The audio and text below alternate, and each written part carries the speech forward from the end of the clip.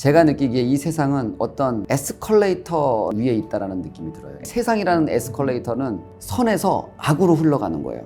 그냥 가만히 있으면 그냥 어느 순간 문득 제가 이 악에 와 있는 거죠. 그래서 우리가 의식적으로 이 세상을 살아가는 동안에 선이신 하나님에게로 달려가려는 행동을 하지 않으면 우리는 어느 순간 문득 악과 함께 있는 나를 보게 될 것이다. 안녕하세요. 롬파리팔입니다. 오늘도 하나님의 귀한 사역자, 하나님의 사람을 모시고 이야기를 나누려고 합니다. 여러분들 깜짝 놀라셨죠? 이영표 이제 선수가 아니고 감독님이 나오셔서 함께 은혜를 나누려고 모셨습니다. 안녕하세요, 감독님. 네, 안녕하세요. 네. 감사합니다. 네, 직접 한번 소개를 다 아시겠지만. 네, 안녕하세요. 저는 이영표 선수고요. 규장 제가 책 많이 읽었는데 또 가피풀도 많이 듣고 보고 읽고 했는데 오늘 이곳에 있는지 몰랐습니다. 그래서 양재동에 있구나 라는 사실을 오늘 처음 알게 됐습니다. 요번에 우리 감독님 모시고 이렇게 롬파리파를 이제 준비하면서 제가 우리 감독님의 영상을 쭉 봤어요. 유튜브에 있는 거. 완전히 감동했습니다. 너무나도 지혜롭고 하나님 말씀에 딱 붙어 있어가지고 은혜 많이 받았습니다. 도대체 하나님의 그 마음을, 지혜를 어디서 이렇게 받으셨어요? 저는 제가 대학교를 졸업하고 나서 2001년도에 처음으로 하나님을 믿었는데요. 그 전에 많은 사람들이 이제 저에게 하나님을 믿으라고 얘기를 하고 또 전도도 했었고 막 그랬었어요. 근데 그때 제 시선에 기독교는 조금 너무 이기적이었고 너무 합리적이지 않았어요. 그러니까 기독교도 세상에 있는 많은 종교 중에 하나일 뿐인데 왜 저 사람들은 자기들만 맞다고 하지? 약간 이런 얘기도 있었고 또 그분들이 얘기하는 그 역사와 진리가 사실이라면 그리고 하나님께서 진짜 공평하시고 정의로운 분이시라면 세상은 왜 이렇게 불공평하지? 왜 착한 사람들 더 힘들게 살지? 왜 이 선과 악은 이렇게 불균형적이지? 약간 이런 질문들이 되게 많이 있었어요. 그래서 이제 그런 것들이 해결되지 않고서는 그 다음으로 넘어가지 못하는 약간 성격이었던 것 같아요. 그래서 되게 긴 시간 동안 하나님을 믿기를 거부했었고 또 실제로 하나님을 믿고 나서 여전히 남아있는 그 많은 질문들을 좀 해결하고자 또 해답을 찾고자 만나는 모든 분들에게 많은 질문을 했었거든요. 거기에서 제가 들은 이야기가 제가 신앙생활을 하는데 되게 많이 도움이 됐던 것 같습니다. 사람에게서 질문을 통해서 들은 이야기들 또 이제 책을 통해서 깨닫게 되는 이야기들이 제 마음속에 간직하게 됐던 것 같아요. 강의했던 그 영상에서 봤는데 믿음에 대해서 설명해 주시는데 은혜도 됐고 설득이 됐는데요. 믿음에 대해서 한번 이영표식의 정의를 말씀해 주신다면 어떻게 표현할 수 있을까요? 믿음과 미신에 관한 그 얘기 말씀하시죠? 네. 그거는 사실은 제가 한 얘기는 아니었어요. 네. 그 이야기는 이재철 목사님 책에 나오는 이야기였어요. 그래서 그게 저는 너무나 그 가슴에 와닿았는데 미신과 믿음의 차이는 무언가라고 했을 때 이재철 목사님 책에 어떻게 쓰여 있었냐면 미신은 나 자신은 변하지 않으면서 신의 마음을 바꿔서 내가 원하는 것을 얻어내는 것이 미신이고 믿음은 절대자이신 그분 앞에 내가 나아가서 나를 비춰봄으로써 잘못된 나의 마음과 생각을 바꿔내는 것이 믿음이다 라는 제가 글을 읽고 너무 크게 공감이 갔어요. 왜냐하면 저는 제가 하나님을 믿으면서도 여전히 하나님을 통해서 내가 원하는 것을 얻어내려는 마음이 있었거든요. 그래서 그것을 들킨 것 같아서 그 말씀을 듣고 나서 제가 이제 믿음에 대해서 새롭게 스스로를 정의하는 그런 기회가 있었고 그 이야기를 다른 분들에게 전했던 것 같아요. 저는 우리 감독님을 이렇게 보면 선한 영향력을 이렇게 나누시는데 그런 행동을 할 때 그 가장 기본이 되는 마음이 있으세요? 당연히 해야 되는 거라고 생각이 들었어요. 일단은 저에게 있는 이 호흡 자체를 하나님께서 저에게 주셨기 때문에 그것이 가족이든 어떤 가정이든 아니면은 물질이든 어떤 제가 갖고 있는 작은 영향력이든 저에게 만약에 무언가가 있다라고 한다면 하나님께서는 그것을 통해서 누군가를 사랑하고 돕고 또 누군가에게 그 용기와 희망을 주는데 사용하라고 하셨다고 저는 믿거든요. 그리고 실제로 저는 이미 누군가 갖고 있는 물질 혹은 사랑 혹은 그 헌신 때문에 제가 또 지금까지 있을 수 있었고 그래서 당연히 해야 되는 것 그리고 즐겁게 해야 되는 것이라고 생각을 하고 있기 때문에 특별하게 이거를 드러나게 해야 되겠다 혹은 숨겨야 되겠다라고 생각한 적은 없었어요. 선택사항이 아니라 우리가 해야 될 삶의 열매, 믿음의 열매로 가야 된다. 그런 말씀이시겠네요. 네. 그 강의했던 영상 중에서 저 보면서 또 은혜 받았던 게 하나님의 시선이라는 강의가 있었더라고요. 그 얘기 좀 한번 나눠주시면 또 좋지 않을까. 맞아요. 월드컵이 아마 끝났을 그때 같아요. 2014년 브라질 월드컵이 끝나고 나서 제가 되게 일정이 너무 바빴어요. 해설하고 막 그래서 뭐 한 달 반 동안 브라질에 가 있고 이제 잠깐 한국에 와서 한 2주 정도 쉬었다가 다시 이제 캐나다로 돌아가야 되는 그런 일정이었는데 그 2주 쉬는 동안에 그 집회 요청이 온 거예요. 그것도 이제 지방에서 강원도 저기 되게 먼 곳에서 왔어요. 근데 저는 되게 좀 피곤해서 가고 싶은 마음이 좀 없었어요. 그래서 뭐 이렇게 좀 한 2, 3일 정도 생각해 보겠다라고 해서 최종적으로 이제 거절을 했죠. 근데 거절하기 전에 제 마음속에 누가 오냐 그랬더니 청년들이 오는데 청년들에게 약간 비전을 심어주고 좀 약간 꿈과 희망을 줄 수 있는 메시지였으면 좋겠다라는 얘기를 해서 제가 이제 고민해 보겠다. 근데 거기에 북한 친구가, 그러니까 저는 딱 거절을 하려고 딱 거절을 했는데 거기에 북한 친구들도 온다는 거예요. 근데 저는 제 마음속에 북한 청년에 대해서 약간 조금 갖고 있는 마음이 있거든요. 그래서 그 친구들 때문에 좀 가야 되나라는 생각도 잠시 했어요. 근데 제가 결과적으로는 최종적으로는 너무 피곤해서 못 가겠다. 그래서 이제 노를 한 거죠. 그리고 나서 뭐 그 다음 날 정도 됐는데 저기 서산에 사시는 어떤 사모님 한 분이 올라오셨어요. 그래서 저희 집 그냥 오신 거예요. 갑자기 예고도 없이. 그래서 제가 여기 어쩐 일이시냐 그랬더니 그냥 나도 왜 왔는지 모르겠지만 그냥 왔다라고 말씀하시면서 갑자기 그 북한 사형 얘기를 꺼내시는 거예요. 그때 제가 그 얘기를 딱 듣는 순간 제가 그 집회에서 북한 청년이 온다라는 얘기가 딱 생각이 나는 거예요. 그래서 이거는 하나님께서 여기 가라고 하시는 거다. 그리고 제가 다시 그 청년한테 제기해서 가겠다라고 얘기했죠. 그러니까 제가 안 가면 그 프로그램을 없애려고 했더라고요. 근데 제가 다시 간다고 하니까 다시 이제 그 프로그램을 만들었어요. 그리고 가서 제가 집회를 하는데 이 친구가 안 온다더니 왜 왔냐라고 얘기하는 거예요. 그래서 제가 곧 도착하자마자 나 오기 싫었는데 여기에 누구 한 명 때문에 온 것 같다 내가. 그리고 이제 집회를 시작했어요. 그리고 강연을 시작하는데 강연 가운데서 시작하자마자 이제 울고 있는 친구 여자아이가 한 명 보이는 거예요. 여자 청년 한 명이. 그래서 이제 저 친구 왜 울지? 그러면서 이제 강연 다 끝나고 나서 질의응답 시간이 있었어요. 그리고 손을 막 들고 이제 질의를 다 끝나고 이제 마지막 질문 하나 할게요 그랬는데 그 울고 있던 그 청년이 손을 드는 거예요. 그러면서 저에게 하는 질문이 왜 북한 청년을 사랑하세요? 이렇게 얘기하는 거예요. 그래서 제가 대답을 하고 나중에 이제 알고 보니까 그 친구가 한국에 와서 하나님을 믿는 이제 기로에 있을 때 하나님에게 만약에 내가 그러니까 그때 당시에 이제 저를 어떻게 우연히 그 TV나 뭐 이렇게 채널에서 봤나 봐요. 그리고 나서 제 얘기를 듣고 마음에 품고 있다가 만약에 제가 이용표 선수를 만나게 되면 제가 진짜 하나님 살아계신 걸 알고 하나님 믿겠습니다. 이런 서원을 했던 거예요. 근데 제가 그 친구인데 갑자기 제가 나타난 거죠. 왜냐면 미리 이 학생들에게 알리지 않은 이유는 제가 안 간다고 했기 때문에 이 친구들이 강연자가 누군지 알지 못했어요. 그리고 제가 갑자기 나타나니까 이 친구가 저를 보고 운 거예요. 그리고 나서 이제 제가 그 질문을 하고 대답을 하고 나중에 와서 제가 이 친구를 따로 만나서 밥을 먹으면서 이제 그 얘기를 듣게 된 거죠. 그리고 나서 제가 느낀 건 어떤 거냐면 이 세상의 시선으로 보면 거기에 이제 몇백 명의 청년들이 있고 저는 거기서 혼자서 강연을 했기 때문에 제가 마치 주인공이고 거기에 있는 사람들은 도연처럼 느껴지지만 시간이 지나고 나 보니까 하나님께서는 그 청년을 위해서 저를 부르신 거예요. 그리고 제가 하나님의 그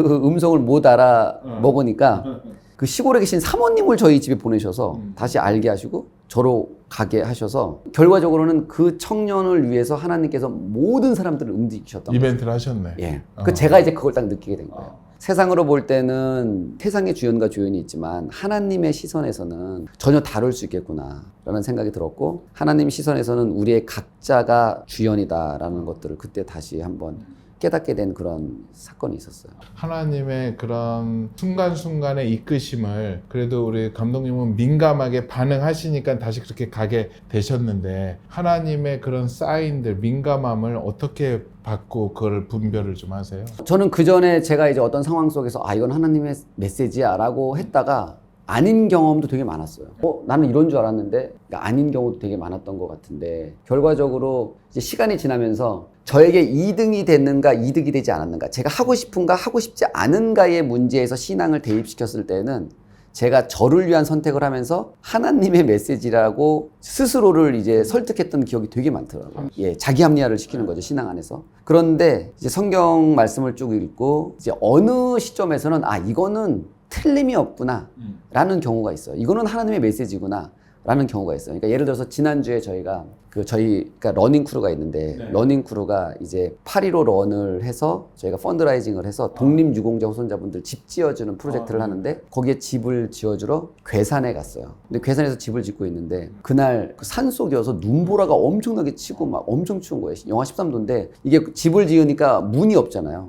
그러니까 찬바람이 안으로도 들어오고 막 되게 추운 날씨였어요. 그런데 그 마을이 시골 마을이다 보니까 거기에 계신 그 교회의 여자 목사님께서, 여목사님께서 할머니, 그러니까 나이가 많으신 목사님께서 그 저희가 동네 분들 집을 지어준다고 티를 가지고 오신 거예요. 추우니까 이거 드시고 하시라고. 그래서 제가 거기서 이제 티를 마시다가 여기 몇 분 다니시냐고 하니까 예전에는 60분이 이 마을에 계셨는데 지금은 40명이 예배를 드리신다라고 하는데 제 마음속에 어떤 생각이 딱 드냐면 우리가 밖에 나가서 아프리카에서 전도를 하거나 그 사역도 또 밖에 나가서 한국에서 안 믿는 사람들을 전도하는 사역도 너무나 소중하지만 이렇게 시골에서 40년 동안 할머니, 할아버지 영혼을 지키고 계신 그 40명의 영혼을 지키고 계신 이 목사님의 나이 든 목사님의 사역 너무 중요하다라는 생각이 딱 든 거예요. 그래서 제가 그 앞에서 지금 이 사역은 너무나 중요하고 하나님께서 정말 기뻐하시는 사역 같다. 그리고 되게 힘을 내셨으면 좋겠다라고 응원을 해주고 싶었어요. 그러면서 제가 저도 모르게 시골 마을이었잖아요. 여기에 교회에 제가 볼 때 필요한 게 하나 있을 것 같다. 그게 뭔지 말씀해 주시면 제가 후원을 하고 싶다 이렇게 말씀을 드렸어요. 그랬더니 그 할머니께서 아 그거 어떻게 하셨냐. 우리 램프가 고장나서 마이크는 멀쩡한데 스피커가 고장나서 스피커가 안 나온다. 근데 그것 때문에 예배를 어르신들이 좀 듣기가 불편하신데 스피커마저 이러니 이게 너무 힘들다. 스피커가 부족하다라고 말씀하신 거예요. 그래서 제가 그때 거기서 이제 스피커를 후원하는 계획이 됐죠. 저는 그 상황에서 우리는 스피커가 부족해요 라고 말하는 그 음성은 저는 100% 하나님의 음성이라고 확신했어요. 그래서 어떤 상황에 들어가면 이제 실수하지 않고 자기합리화 시키지 않고 100% 하나님의 음성을 듣는 방법이 있구나 라는 생각을 하게 됐고 그런 것이 바로 지난주에 있었던 아주 단적인 예라고 생각합니다. 오늘 이 자리에 나오신 것도 우리 또 세움 또 사역을 위해서 섬겨주시는 것도 또 하나님의 음성 맞았네요. 별로 나오고 싶지는 않았어요. 일정이 많아서. 그렇죠, 그렇죠. 네, 솔직히 뭐 이렇게 굳이 나와서 이렇게 하고 싶지는 않았는데 세움 이제 대표님께서 여기를 나갔으면 좋겠다라고 말씀하셨어요. 근데 제가 이제 세움 사역이 얼마나 의미 있는 사역인지 제가 알고 있었기 때문에 세움 사역에 관해서 제가 좀 이야기를 하는 게 이거 하나님께서 기뻐하실 일이라는 생각이 들었죠. 그래서 그러면 당연히 가야 되겠다라는 생각을 했었어요. 근데 그런 세움 때문에 오셨는데 아까 얘기하신 대로 또 하나님이 또 다른 우리 한 사람이 아마 건지려고 하시지 않을까 생각을 합니다. 이 영상을 보는 분 중에 하나님이 꼭 그 한 사람에게 이강동님의 메시지가 전달될 때 놀라운 일이 일어나지 않을까 생각이 들고요. 그 한 사람 나중에 댓글로 남겨주십시오. 우리가 인생에 살면서 항상 승부의 세계에 살잖아요. 인생의 승리와 패배를 어떻게 풀어가면 좋을까? 조언해 주실 수 있다면. 조언할 위치에 있지는 않기 때문에 네, 충분합니다. 조언 드리기는 좀 그렇지만 제가 이제 느끼는 거는 제가 저를 보니까 저는 예를 들어서 축구를 하다가 승리를 하면 하나님께 감사를 드리는 거죠. 그럼 만약에 패배를 했을 때는 어떻게 할까? 패배를 했을 때는 결국 패배를 했어도 감사의 기도를 드리긴 드렸어요. 그런데 승리를 하고 나서 드리는 감사의 기도와 경기장에서 끝나고 나서 이렇게 드리는 기도와 패배를 하고 나서 드리는 저의 이 태도가 다른 거예요. 그때 이제 저도 혼란을 느꼈고 제가 승리는 감사할 일이지만 패배를 허락하시면 이거는 반성할 일인가? 감사할 일인가? 이런 생각을 하게 됐어요. 그리고 혹은 이런 게 있죠. 많은 사람들이 저도 그렇지만 아마 많은 사람들이 그럴 텐데 내가 원하는 것을 얻으면 그건 감사의 조건인데 내가 원치 않고 싫어하는 상황이 나에게 왔을 때 우리는 과연 이걸 어떻게 해야 되는 것인가? 승리가 우리에게 좋은 것이고 패배는 우리에게 안 좋은 것인가? 이걸 어떻게 봐야 되는가에 대한 고민을 저도 되게 많이 했었는데 제가 그때 스스로 느낀 기준은 이런 거였어요. 이 나에게 온 이 사건 혹은 이것이 하나님으로부터 온 것인가 세상으로부터 온 것인가? 그것이 기준이어야 된다. 승리인가 패배냐가 중요한 것이 아니라 이 상황을, 이 승리를 하나님이 허락하셨는가? 그럼 축복인 거죠. 이 패배를 하나님이 허락하셨는가? 그것도 축복인 거예요. 그래서 축복인가 축복이지 않은가의 기준은 내가 원하는가 원하지 않는가, 성공인가 실패냐의 문제가 아니라 이 모든 것을 하나님이 허락하셨는가 허락하지 않으셨는가로 기준으로 삼으면 성공이 축복이 아닐 수 있고 실패가 축복이 될 수도 있다라는 측면에서 저는 그런 시선을 갖게 됐어요. 그러면 거기서 하나님의 허락을 어떻게 분별할 수 있을까요? 저는 첫 번째 어떤 상황이 우리에게 주어졌다라면 그리고 그 상황이 내가 원치 않는 것이라면 저는 첫 번째는 제가 할 수 있는 모든 것들을 동원해서 그 상황을 벗어나려고 하는 게 맞다는 생각이 최선의 들어요. 노력을 다해서. 예, 하지만 동시에 그 상황을 허락하신 섭리에 대해서도 최선을 다해서 생각을 해야 된다. 왜 하나님께서 이것을 허락하셨을까? 이 상황을 통해서 나에게 말씀하시고자 하시는 것이 무엇일까? 또 나를 바꿔가고자 하시는 것이 무엇일까? 혹은 또 나에게 알려주고자 하시는 것이 무엇일까? 이런 것들을 동시에 생각을 해야 되고 이런 것들을 함과 동시에 그럼 이 문제를 해결하기 위해서 내가 할 수 있는 최선은 무엇인가? 그리고 그 최선이 나의 방식, 세상의 방식이 아니라 하나님의 방식, 크리스찬의 방식은 무엇인가? 라는 것들을 생각하고 그것을 위해서 달려나가는 것. 그리고 그 과정에서 저는 때로는 빨리, 때로는 제가 생각했던 것보다 훨씬 더 늦게 하나님께서 반드시 그 해답을 주셨던 것 같아요. 저는 어떤 경우는 제가 어떤 결정을 하고 나서 이거는 하나님께서 나에게 반드시 그 해답을 알려주셔야 해 라고 생각했던 것들이 있어요. 그게 한 20년 전이에요. 근데 아직까지 하나님께서 저에게 말씀 안 하셨었거든요. 20년 전이고 제가 이거를 결정하면서 이것만큼은 내가 꼭 하나님께 이유를 들어야 될 것 같다라고 생각한 몇몇 사건이 있었어요. 그리고 저는 나름 제가 있는 그 상황 속에서 하나님의 음성대로 순종을 했어요. 그런데 지금도 그 뜻을 몰라요. 뭐 나중에 하나님께서 말씀해 주시겠지만 이적 문제 뭐 이런 거였습니까? 네. 저도 이적 그게 문제. 궁금하더라고요. 네. 제가 가고 싶은 곳에 가지 말라고 하셨고 제가 가기 싫은 곳에는 또 가라고 하시는 거예요. 그래서 제가 마지막에는 그럼 이유나 근데 결과적으로 제가 이겼어요. 그럼 내가 갈 텐데 가겠다 하나님. 그런데 이유만 알려주십시오. 이유 도대체 왜 가야 됩니까? 근데 마지막까지 하나님께서는 가라는 말씀만 하시고 왜 간지에 대해서는 말씀해 주시지 않으셨어요. 언젠가는 풀어지겠죠. 네.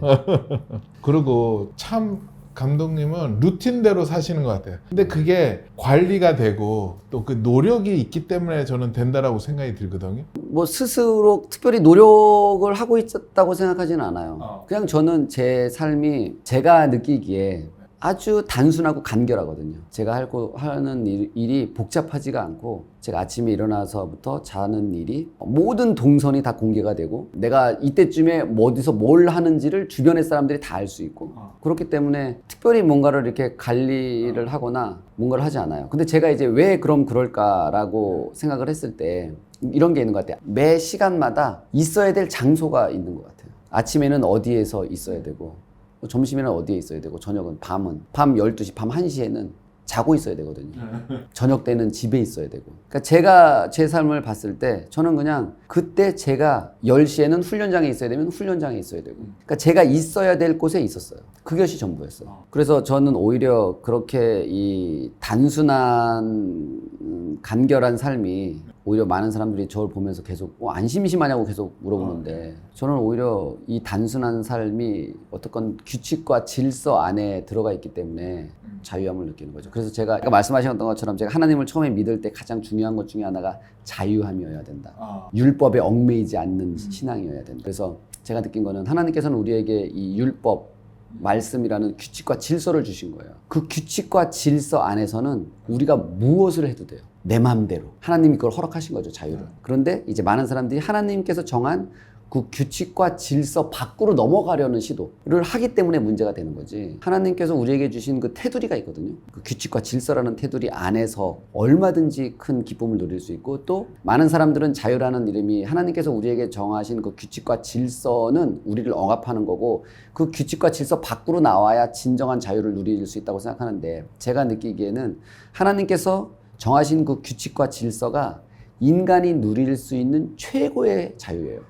최고의 기쁨이고 그것을 벗어나기 시작하는 순간부터 고통과 억압이 시작되는 거거든요. 그래서 제가 항상 얘기하는 것 중에 하나가 진짜 자유는 내가 원하는 대로 하는 것이 아니라 할 수 있지만 하지 않을 수 있는 것.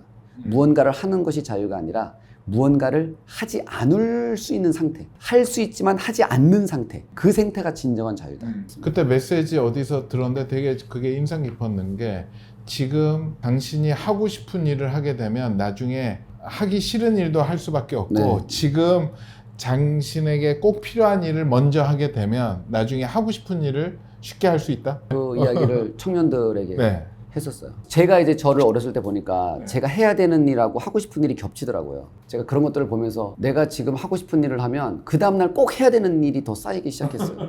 근데 내가 오늘 해야 되는 일을 하면 그 다음에 내가 하고 싶은 일을 할 수 있는 공간이 생기더라고요. 그러니까 그걸 보면서 해야 되는 일을 하고 싶은 일보다 더 앞서서 하게 되면 나중에 하고 싶은 일을 할 수 있구나라는 측면에서 저는 친구들에게 특히 이제 제가 강연 요청이 왔을 때 저를 움직이는 거는 청년들이에요. 그때 제가 청년들한테 좀 해주고 싶었던 말들이었던 거예요. 우리 또 메시지에 보면은 항상 그 얘기가 있어요. 한 번만 더, 조금만 더, 한 번만 더 노력해보면 어떻겠느냐라는 것을 말씀해 주시는데 성장에는 항상 고통이 따르더라고요. 성장은 그러니까 저의 능력치가 만약에 이 정도다라고 했을 때 저의 능력치에 딱 다다르면 그 다음부터 이게 고통이 되기 시작해요.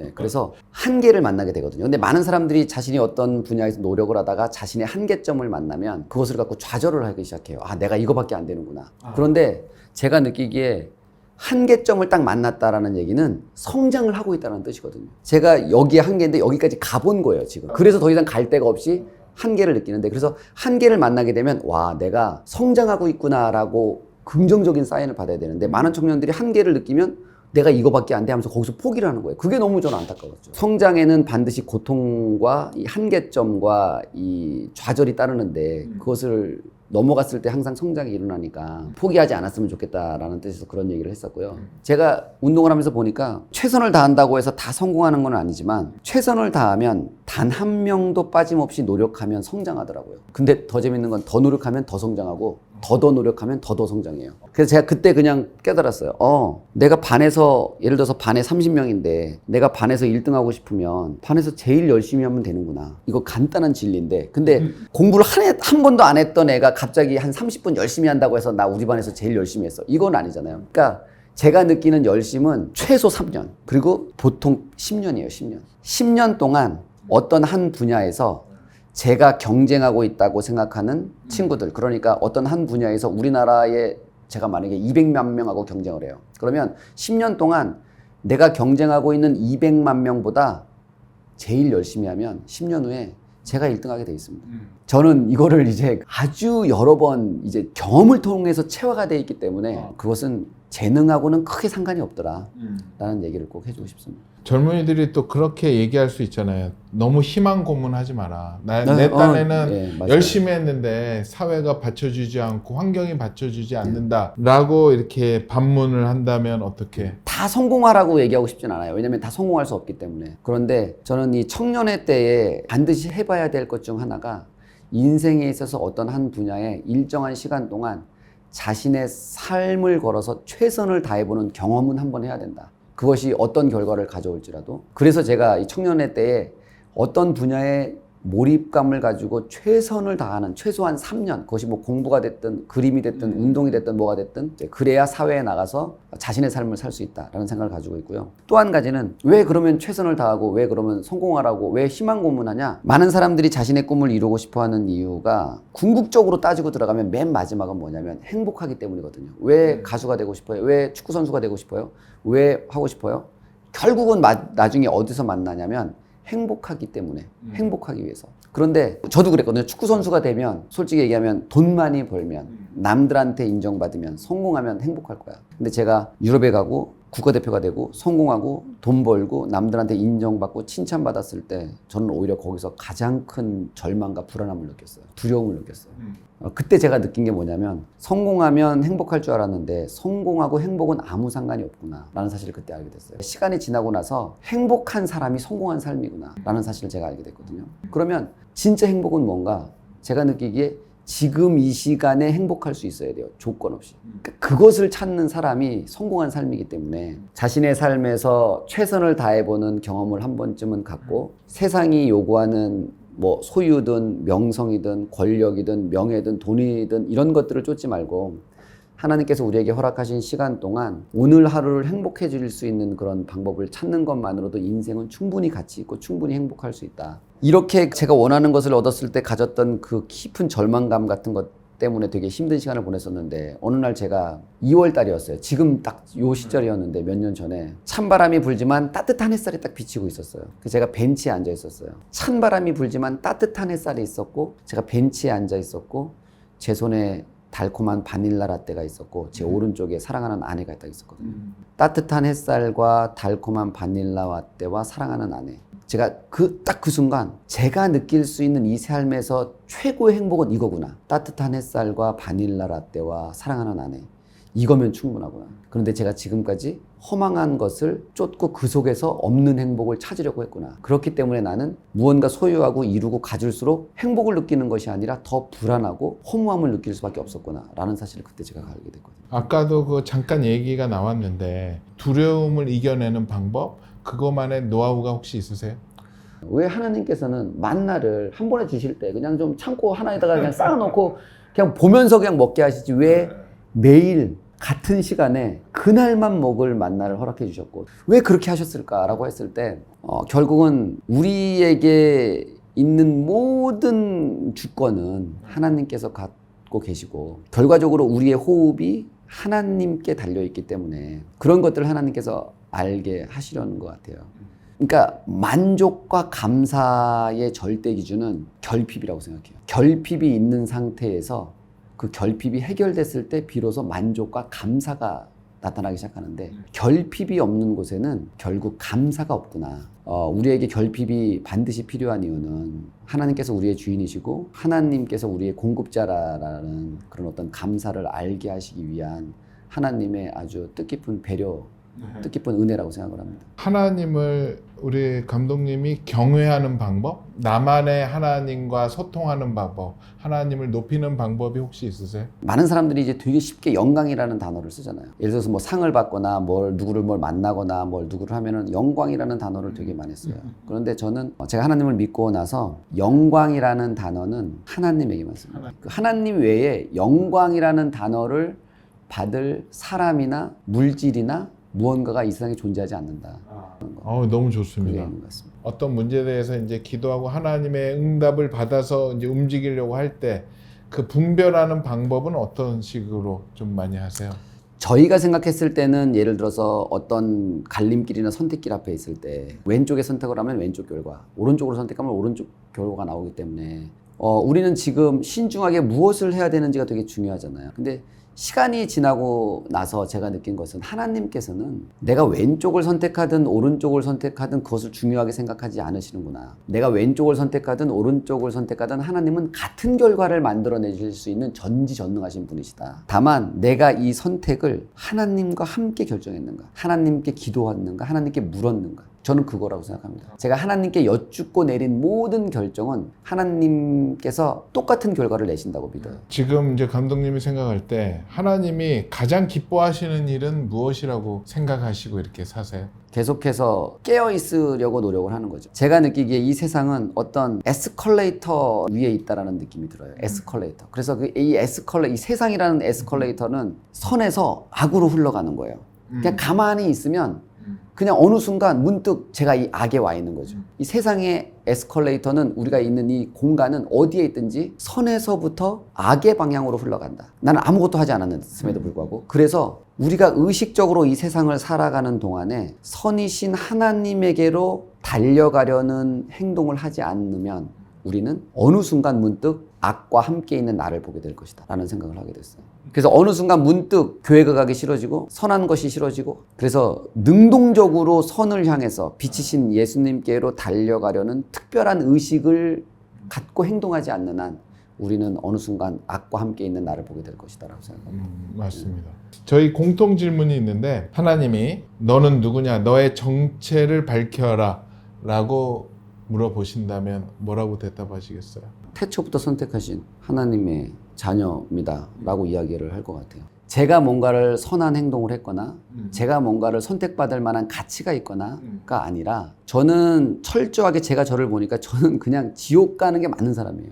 제 안에 악이 있고 거짓이 있고 그런데 하나님께서 그런 저를 부르셔서 하나님을 믿게 하시고 예수님을 보내셔서 저의 죄를 예수님에게 대속시키시고 또 예수님께서 저를 위해서 죽으시고 피를 흘리시고 저의 죄를 도말하여 주시고 다시 부활하시고 승천하시고 내가 다시 나를 믿으면 오겠다고 말씀하셨어요. 제가 그 사실을 믿거든요. 그럴 만한 가치가 없음에도 불구하고 100% 하나님의 은혜로 만들어진 것이기 때문에 저는 그런 믿음을 갖고 있지 못하고 저는 그럴 자격이 없지만 하나님께서 약속하신 그 약속을 믿습니다. 그래서 하나님께서 만약에 오셔서 너는 누구냐라고 한다면 하나님께서 약속하신 자격 없는 자에게 주시겠다고 한 그 은혜를 받았던 그 사람입니다. 라고 이야기를 할 것 같습니다. 그리고 또 한 가지, 내가 너에게 지금 무엇 해주기를 원하느냐라고 물으신다면 하나님 보시기에 의로운 사람이었으면 좋겠어요. 제가 토트넘에 갔을 때 겸손을 제가 묵상을 했어요. 아, 내가 토트넘에 왔으니까 이제 전 세계의 모든 사람들이 원하는 최고의 리그의 최고의 팀에 왔으니까 지금부터 내가 하는 행동이 정말 나다. 정말 겸손해야 돼 라는 생각으로 겸손을 제가 한 2년 정도를 묵상했어요. 근데 2년 정도 지나서 어느 날 훈련을 나가는데 제 마음속에 야, 내가 2년 동안 이렇게 겸손을 묵상했으니까 나는 좀 겸손한 사람이 됐겠지 하는 교만이 있었던 것 같더라고요. 2년 동안 겸손을 묵상하고 겸손 끝에 제가 잡은 것은 교만이었어요. 근데 그때 제가 느꼈어요. 아, 그 전에 저의 소망은 겸손한 사람이 되자였는데 그 사건을 계기로 제가 스스로 어떻게 제 소망을 바꿨냐면 겸손한 사람이 되자해서 나는 영원히 겸손할 수 없는 존재라는 사실을 인정하는 사람이 되자. 이렇게 바뀌었어요. 제가 그거를 봤을 때 저는 의롭지 않아요. 제가 보니까. 그리고 의로운 사람이 될 수도 없어요. 그러나 의로운 사람이 되기 위해서 나름 노력했다라고 하나님 시선에서 평가받는 그런 사람이 됐으면 좋겠습니다. 그래서 하나님께서 만약에 저 소원을 들어주신다고 한다면 딱 한 가지였어요. 하나님이 마지막에 그래 너 의롭진 않았지만 너 의로우려고 노력은 했어. 요 말씀을 꼭 들었으면 좋겠습니다. 앞으로 이제 잡고 있는 방향성은 어떤 방향성이세요? 뭐 손이 닿거나 눈길이 닿거나 마음이 닿는 곳에 그분들에게 하나님의 사랑을 전할 수 있는 역할을 했으면 좋겠어요. 그래서 제가 예전에 이제 처음에 하나님을 믿고 나서 제가 했던 기도 중에 뭐 성경 말씀 중에 하나가 하나님 저로 하여금 부하게도 마시고 가난하게도 맛이 없어서 내가 가난하여서 도적질할까 두렵고 또 내가 부어해져서 하나님이 누구냐 할까 두려워함이니이다. 이 말씀이 있었는데 제가 그 말씀을 딱 읽었을 때 아, 이 말씀이 되게 제 마음속에 와닿았었어요. 그래서 하나님께서 내가 어떤 양극단에 처해서 그 양극단에서 일어날 수 있는 부작용을 겪지 않게 해달라고 기도했던 그런 기도가 있는데 하나님께서 저에게 그래도 맡기신 것들을 통해서 빛과 소금의 역할을 좀 했으면 좋겠다라는 생각을 가지고 있습니다. 예, 그 시발점이 오늘 또 이렇게 모시게 된 세움의 후원을 위한 또 나눔의 시간이 아닌가 생각이 듭니다. 오늘 또 모신 이유 중에 하나가 그 믿음의 실천을 지금 하고 있으신데 저희가 이제 함께 마음을 모아서 도왔던 세움 공동체 아시죠? 아동복지 실천의 세움 그곳에서 알게 모르게 이렇게 섬겨주고 계세요. 거기서 우리 어린 친구들 비밀 친구로 네. 또 활동하고 계신다는데 그 얘기도 잠깐 좀 해주시죠. 세움을 우리가 함께 했던 이유는 이제 뭐 현영님하고 저하고 그다음에 뭐 송은희 자매님, 그다음에 이지선 교수님, 그다음에 이성미 집사님 뭐 이렇게 모여서 이렇게 항상 종종 모였었어요. 이제 이러다가 저희가 우리가 모여서 뭔가 좀 의미 있는 일을 하거나 이 세상에 선한 일을 실제로 한번 실천을 해보자.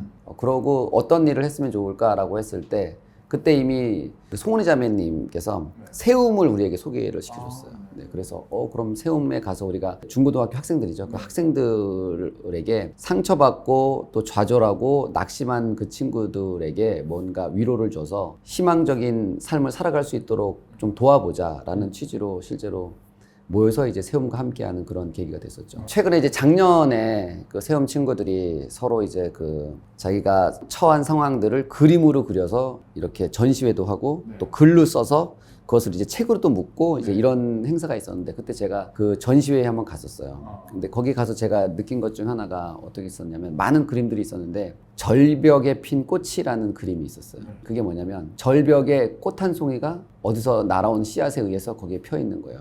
근데 그 절벽에 핀 꽃이 마치 이제 자신이라는 거죠. 아무도 찾아와 보지 않고 안전이 외딴 곳이고 또 격리돼 있고 소외돼 있고 그런 곳에 핀 또 언제 떨어질지 모르는 절벽 사이에 그 돌틈에 핀 꽃, 그 꽃이 자기 자신이다 라는 것을 이제 그 그림으로 표현했는데 그 그림을 보면서 저희가 느낀 것은 언제 떨어질지 모르는 위태로운 그 절벽에 핀 자기가 선택하지 않았지만 처해 있는 그 상황 안에서 되게 불안해하고 있는 그 친구들 마음도 읽을 수 있었지만 동시에 어떤 것이 있었냐면 절벽에서 떨어져 내리는 돌멩이라고 표현하지 않고 꽃이라고 표현을 했어요. 근데 그 꽃은 생명이고 혹은 또 사랑이고 희망이거든요.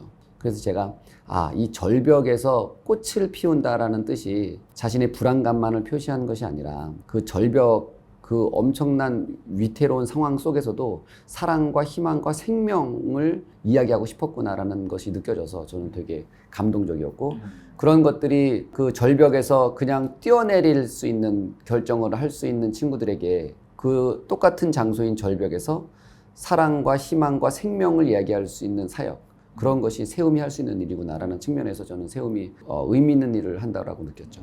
우리 세움에서 또 그렇게 이제 어려운 친구들이 많이 이렇게 결연이 되고 또 돕고 있는데, 지금도 많은 또 후원들이 필요한 시기입니다. 세움은 저희랑 떼어낼 수 없는 것 같아요. 요즘에는 좀 대표님 어떠십니까? 이제 여쭤봤더니 이번에 또 이제 후원 아동 성장 지원비를 줘야 되는데 아직 50명이 지원을 하기 힘든 상황이 돼 있대요. 재정이 없어서. 그래서 우리가 오늘도 기도하시면서 후원할 수 있으면 론파리파를 통해서 그 50명에게 새로운 꽃들을 또 선물하고 세워주는 기간 되었으면 좋겠습니다. 이 친구들 1인당 한 달에 10만 원인데 50명이 되기 때문에 매달 한 500만 원 정도가 또 모여져야, 1년에 6천만 원 정도 모여져야 이 50명들을 또 세워줄 수 있고, 또 한 가지, 저번에 이제 얘기했던 그때 헌금을 우리가 이제 경상권에 나눴던 지역별 통합센터가 너무나도 많이 함께 해주셔서 3억 원이나 모여졌어요. 원래는 이제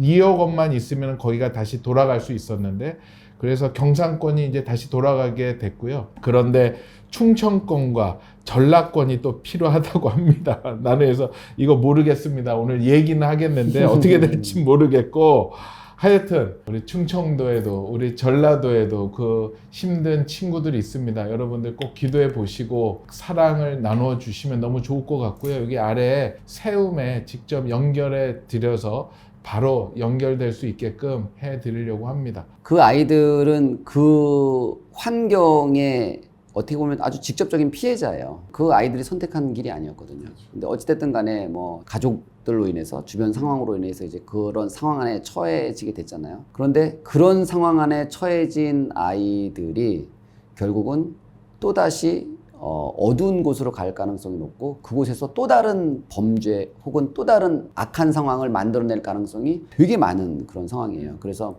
단순히 이것은 어린아이, 우리 청년들을 돕고 이 아이들이 올바른 길로 가게 만들자라는 것도 있지만, 동시에 이 세상을, 우리나라를 조금 더 깨끗하고 밝고 행복하게 만드는 과정에서 되게 많은 역할을 할 수 있는, 저는 그런 일이라고 보거든요. 그래서 많은 분들이 이 일에 동참을 해줬으면 좋겠습니다. 이 친구들은 외부의 도움이 없으면 스스로 이 상황에서 벗어날 수 없는 아이들이에요. 그래서 반드시 외부의 도움이 필요하기 때문에 외부에서 이것을 바라보는 우리들이 함께 도우면 하나님께서 저는 되게 기뻐하실 일이라고 생각합니다. 아멘. 네. 잘 들으셨죠? 그래, 오늘 또 이거 세움뿐만 아니라 우리 감독님의 그 마음 들으면서 많이 은혜가 되고 저도 생각을 깊게 하게 되었습니다. 우리 감독님 기도해 주시고 마무리하겠습니다. 네, 기도하겠습니다. 하나님, 규장을 통해서 또 세움을 통해서 예수님께서 우리에게 보여주신 그 사랑을 이 땅 가운데 선포하시고 전해주셔서 감사합니다. 지금 이 방송을 보고 계시는 많은 분들의 마음 가운데서도 예수님께서 넣어주신 그 사랑이 작동하게 하시고 일하게 하시고, 아멘.